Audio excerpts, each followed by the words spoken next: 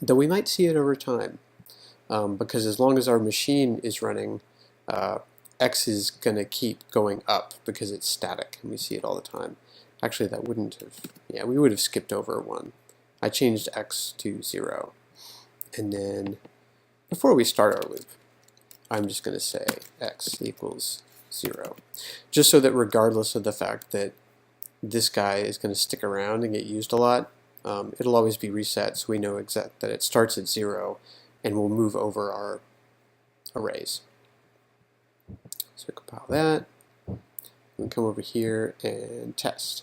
So now we see that we're printing out the length of list and list2, both of which have 4 elements in them, even though only one of them actually has 4 useful chunks of information that has been stored inside of it. So there's no handy-dandy method to find out or accessor or any property of the array by itself to tell us how many things have actually been populated with information. That's something that if you needed to know that at some point in your program, you'd have to write something else that would do it. Because remember that by default, Java has basically stored zeros in all of these. So there is information there. It's just it's 0, which might not be useful, but that's what it is. So you wouldn't necessarily know if data had been initialized, stored into that index if 0 was valid for your context.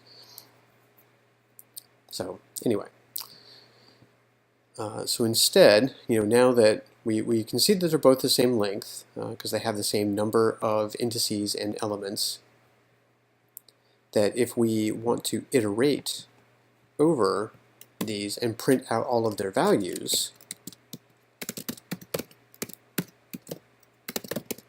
and again, just for, I'm just going to make a little space so it's easier to see.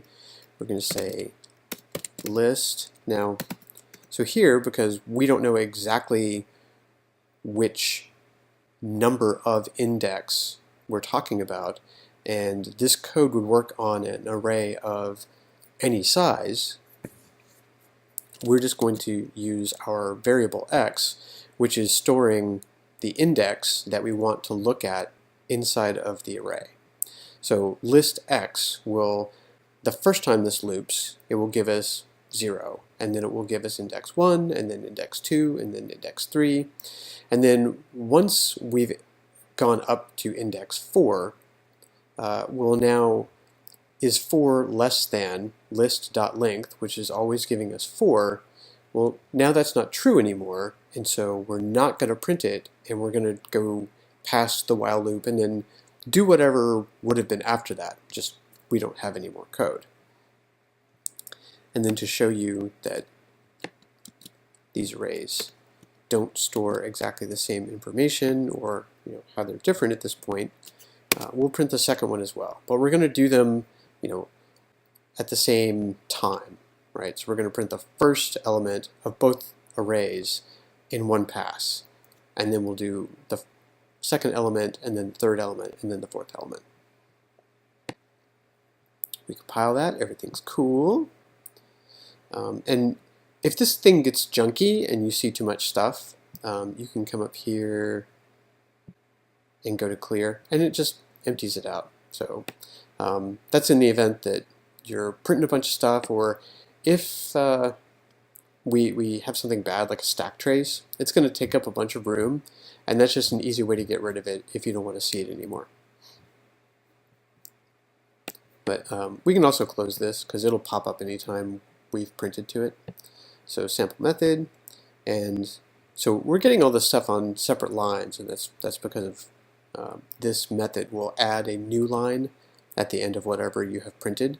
So I could have like nested these guys, or not nested them really, but I could say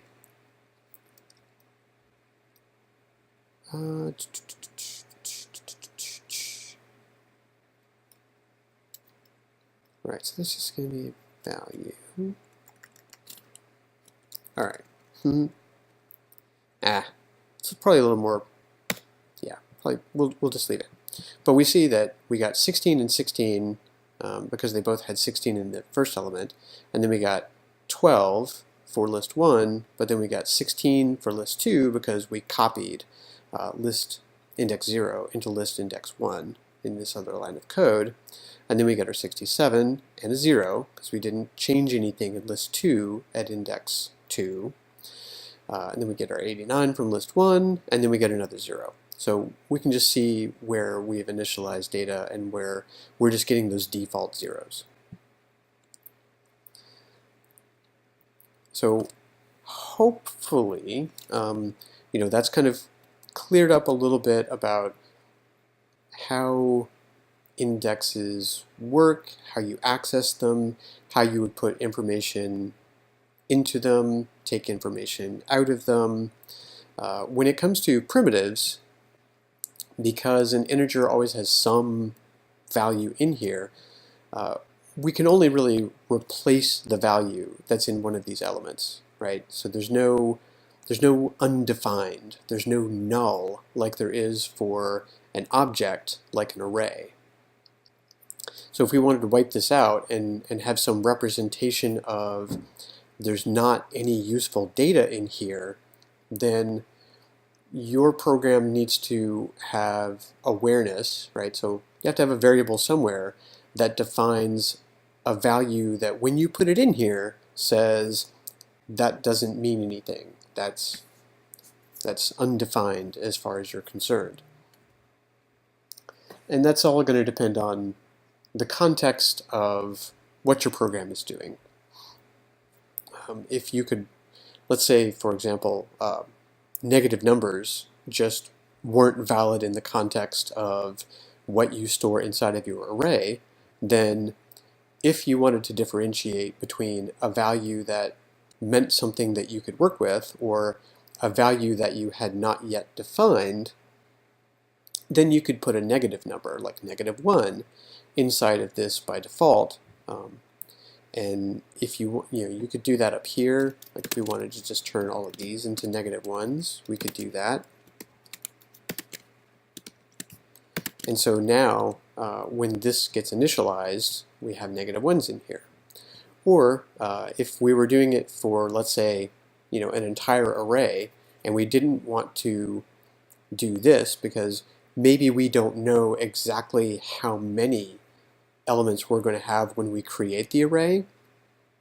It could be that it's something that's going to be defined by our user based on what they're doing with the program.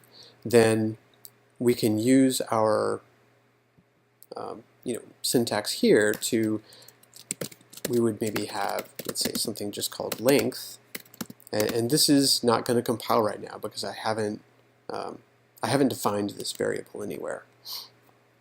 But this is just to give you an idea of if we didn't know at the time that we created the array how big we wanted it to be, but it was something that was going to be stored inside of a variable that had already been set, then we could just use that variable, and as long as this gives us an integer value, then the array will be created with however many elements there are. Now you would run into a problem if this number were negative. That won't work because you can't have a negative number of things in the array. It can be empty, it can't be negative. So you might run into some problems unless you are verifying that the number that goes in here is valid, right? If we put 0, I'm not sure what would happen. It might complain. Whoops, I think I didn't do something correctly there. There we go.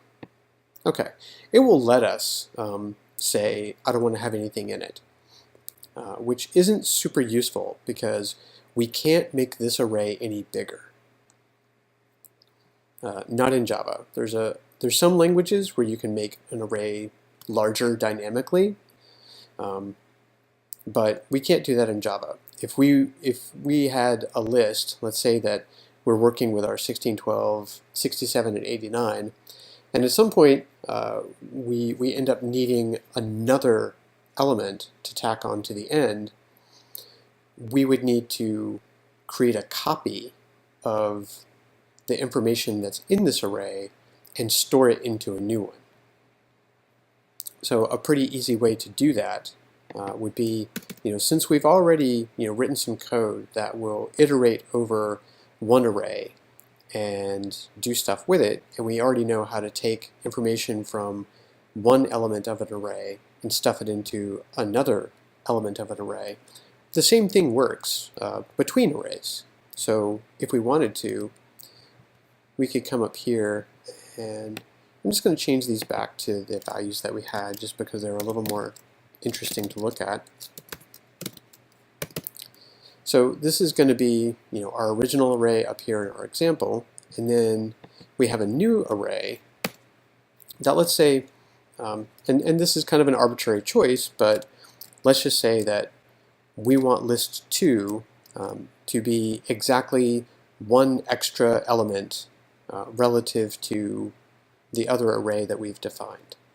So we can do that by just saying list.length, right? So in some of the Java code breakdown, I was using this sort of thing, which unfortunately was probably a little confusing at the time, and I apologize. We hadn't gone into arrays enough for that to really be seamless for you, but that's what it was doing, was using this variable to determine how large this array would be.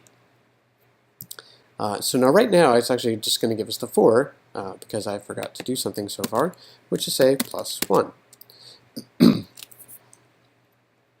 And this is another subtlety that we kind of, and I'll put a little space around it just so, again, it's easier to see what's inside of there.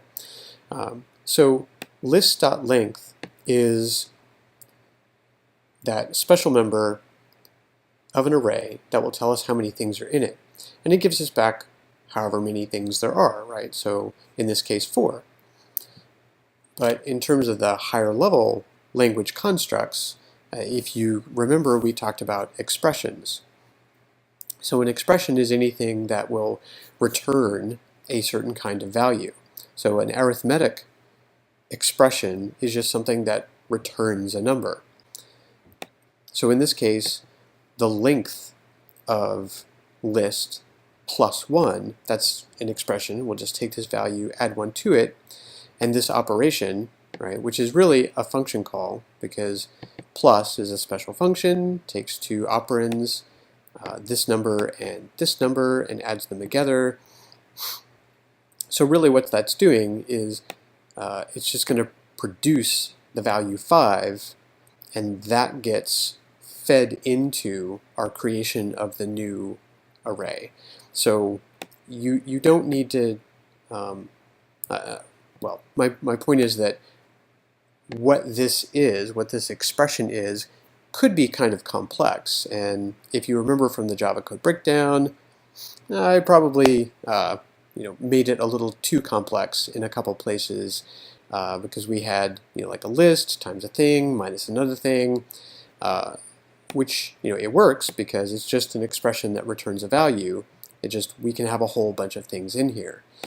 So in this case, we actually have a function call. It just doesn't look obviously like one, but it's a function call that takes 2 arguments and returns an integer value because we've given it integers. So anyway, so what this is going to do is it's going to mean that there's 5 things now in list 2. So when we come down here and we compile again and we test our code, so now we see we have a length of 4 and a length of 5. Now at the point that that code executed, remember that there's still nothing in our second array yet. It's just a bunch of zeros. And when we iterate over them, so this loop right here, because we're only looking at our first list, which has 4 elements in it, we don't get the extra 0 from list number 2.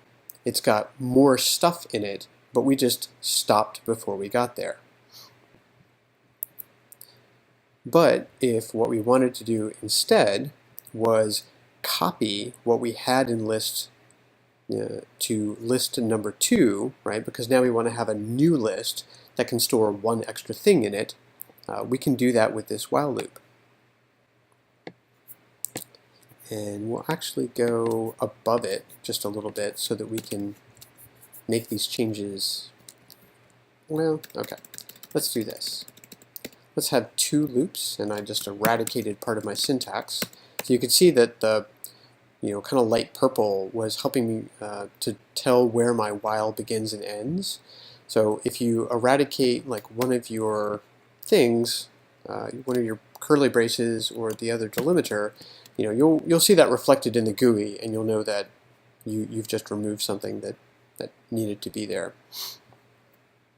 And that works on for your classes, for your methods, any of this stuff. The GUI is kind of helping you to visually see where it starts and where it stops. So before we actually print out the values that are in them, we're going to come up here and write another while loop to just demonstrate copying from one to another. And we're going to use the same variable, and we will just make sure that, well, actually, I'm going to do something and not reset it, just so we get to observe what happens. But we're going to iterate over the entirety of our first list because it's the one that we're bringing the data from, and we're going to copy those elements into our brand new list. So we're going to say list2 index x, or I keep going back and forth between index and element. I mean, you can kind of use them synonymously. It's just sort of what feels more natural at the time, but the first element is always index 0. If you just remember that, then you're good to go. So we're going to say list2 element x gets list1 element x. So they're going to go, so all the values in this list are going to be put into list 2 in exactly the same positions. And it's going to quit when we get to the end of the first list, right? As long as we do this, x plus plus. If we didn't do that, this guy's just going to run forever. And just in case, whoops, what did I do? Oh, it wasn't called list1. All right, there we go. So when I run this, the values will be copied over. We won't get to see them yet because this loop is never going to finish because we've set a value. We have a condition that's never going to return false, right? So x is never going to be less than dot length.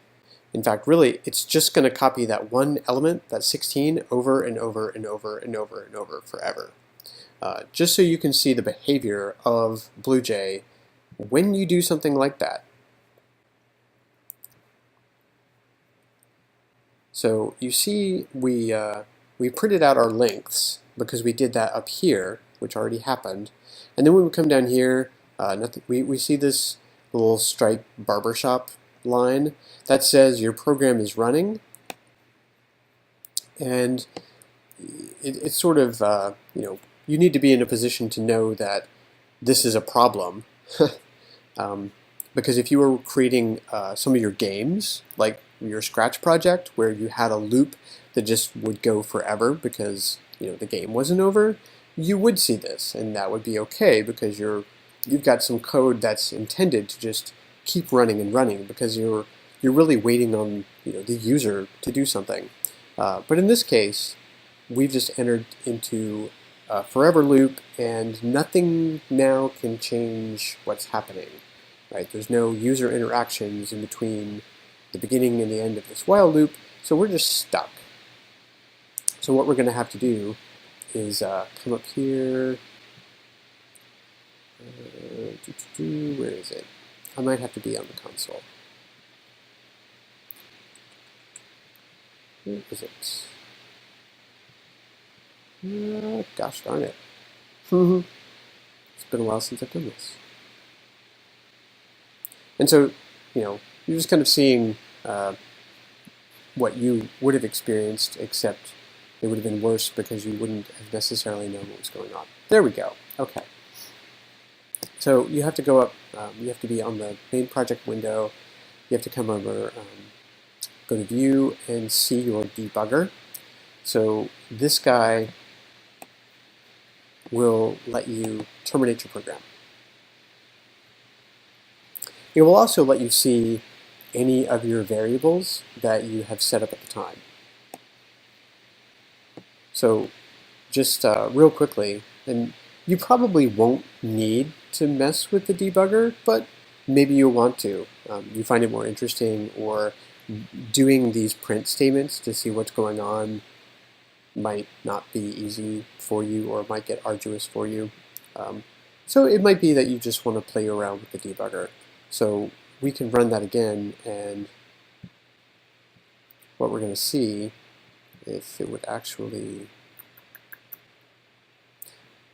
So why... It may just be that I don't have this thing large enough to actually see the information in there, because we should have some static variables of the list. So I'm not sure why I'm not actually seeing them, unless it's just a size of it. Huh. Or I may, okay, well, I may have needed to set a breakpoint, which is, it just kind of sets a point in your code where the debugger starts paying attention. So actually, if you come over here on the far left and you click on the line number, it'll create like a little red, I don't know, whatever that's supposed to be. That's called a breakpoint. And then when you execute your code, and it's automatically going to pull up. Okay, that's what we needed to do. We needed to basically turn debugging on. So the debugger would let you kill your forever loop, but it wasn't going to be pulling any information. So we can see now at this breakpoint, and our program is actually paused right here. So you can see in your code where your debugger is at. So here at this moment, we see our list and our list 2, and right in this moment, basically the Java virtual machine has stopped right before we've actually executed this line of code. So it already knows, because of the way it compiles your program, it knows the variables that you've used. So it knows about list, list2, and x. But it hasn't actually put anything in there yet, because it hasn't completed this line of code. So if we step, basically everything's just going to go whoosh. Actually, well, we're stepping. So step continue would have run everything else in the program. It wouldn't have slowed down at all. But stepping just jumps you to the next line of code, and now we see that we have this thing called an object reference for our first list, which means that our integer array is a Java object, and this variable actually just contains the memory address, which is also called a reference to that, where that array lives in memory. But the second one we haven't actually created yet. There's nothing there. But if we step again, now that one has a reference. And we'll step again, and x was already 0 by default. That didn't change. And if we want, we can just go ahead and continue, and we'll end up in our bad loop, and we'll have to terminate the program. So you may not play with the debugger, and that's totally cool if you don't, but if you wanted to do that and just to see a little more granularly, and you can click on that little red thing to get rid of it, and now the debugger won't pop up. But that will help you see what's going on at that point in the program, in case you've created something that you think you know what's happening and you know what the values are. So you could like print them out. You could use print statements and do them here in the terminal, but depending on how much you're doing of it, right, like how much there is to print, that might get really long, and it might go through this terminal window really, really fast. Because if the program just runs and runs and prints a whole bunch of numbers, it's just going to run off the screen. And I'm sure you've experienced that sort of thing when you install like a program on Linux or Windows. Sometimes it'll open up a little window and you see a bunch of lines of various things being executed, and errors and warnings and yay successes and whatever, but it all runs by really quickly. It's not waiting on you. So by default, your console is going to do exactly the same thing here. So your debugger might give you a little more helpful a look into exactly what was happening right then at the time without you having to put in these print statements and all that kind of stuff. You're probably not going to need it, but if you play around with BlueJ more or do more programming, you'll definitely want to kind of get a little more familiarity with debugging your program. So anyway, just super quick, we're going to make sure that, whoops, totally didn't do that right. There we go. So now we're going to assign these values. We're going to be incrementing x, and so it's going to change all 4 of those things. So when we compile that and we run it again, we ran through, we changed our stuff. Now, what we're not really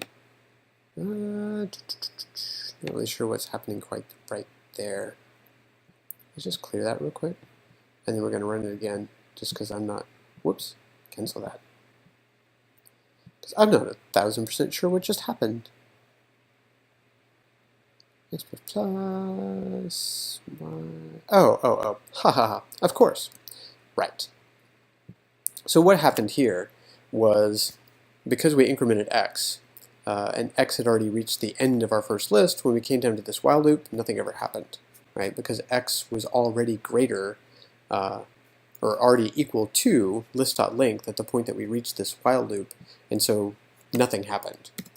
It didn't do exactly what I was planning on it doing. But you know what? Not everything goes to plan every time, but that's okay. So what I wanted to show you, and we'll do it here just so that it's kind of obvious what happens. And I'm writing this totally backwards just because that's how I did it. So what I'm doing at the very end here, now we know, because we haven't reset x, we know that x is going to be off the end of our array. So we're trying to access index number 4, which does not exist here, and this is going to cause an array out of bounds exception when we try to print it out. Bonk! Okay. So this is just, if you see this while you are working on your program, that's what's happened. It means that you've done one of 2 things. Either you gave it some negative number, which is invalid because indices start at 0 in Java, or you have gone off, what they call off the end of the array, and you have given it some index which is higher than the highest valid index. And so Java, because when you remember, if the security week, when we talked about buffer overflow, that's exactly what would happen if Java let you do that. Is you would have grabbed some information which was junk in memory, and then you would have done something with it. And you might have expected that to be some very important value, like a bank balance, or maybe it was supposed to be a function. And, well, it wouldn't be a function in Java, but the point is, it could have been very important information, and if an attacker was able to control that, right, to put some very specific information here that lived outside of your array, and then you get your program to access it, then you'd basically let the attacker tell your program what to do, and that is always bad. So Java will check the bounds anytime that you go to access a member of an array, and if it is not valid, because it's either negative or it's past the highest valid index, it will throw this exception. So you can always write conditions into your code to make sure that that never happens. And that's part of the purpose of this, this condition right here, right? We know that x to be valid must always be less than the length of the list. So we're sort of implicitly checking our bounds. But you might have other situations where you're not exactly iterating over it in this way, like you're going to be doing in your program. So you might want to have something that says, hey, let me make sure that before I do this, it isn't lower than 0, and it's not bigger than the end of the list. It kind of depends on how you're using the array as to whether or not it seems worth the effort to explicitly check the bounds. In this case, our iteration over the list is controlled explicitly by the length of the list, and we've already explicitly set it, right? So you as the programmer know exactly how many things are always going to be in list 4. You know this never changes. Even if this were changing, x still would reach whatever that value was. This condition would fail, and then the loop would stop.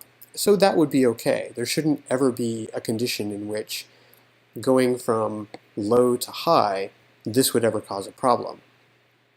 If you wanted to go backwards through your list, which sometimes is a thing that you do in an array, then you would have a reverse kind of condition, and you would want to make sure that, say, x is always equal to or greater than 0, right? Because in that case, meeting 0 is still okay, you just don't want to be negative. Or you could say x is greater than -1. That would be fine too, because we know that -1 is always invalid, just like in this case, list.length is always invalid. So, I really hope that all of that has cleared up kind of how arrays work in Java, how you create one, how you talk about it, how talk about the individual elements, and how you would move through it back and forth. So you're not going to be doing just iteration. You're not going to be going specifically from one index to another index to another index. You're going to be bouncing around.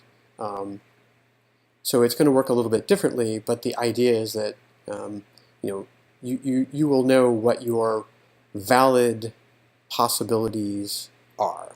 And there will be another video to go into some of this stuff in more detail and talk about different kinds of algorithms and try to give you more leverage in terms of working on your final assignment, because I swear I'm not trying to throw you to the wolves. So I'm sorry for the shell shock at the end of the last session, and I really do hope that this video has helped.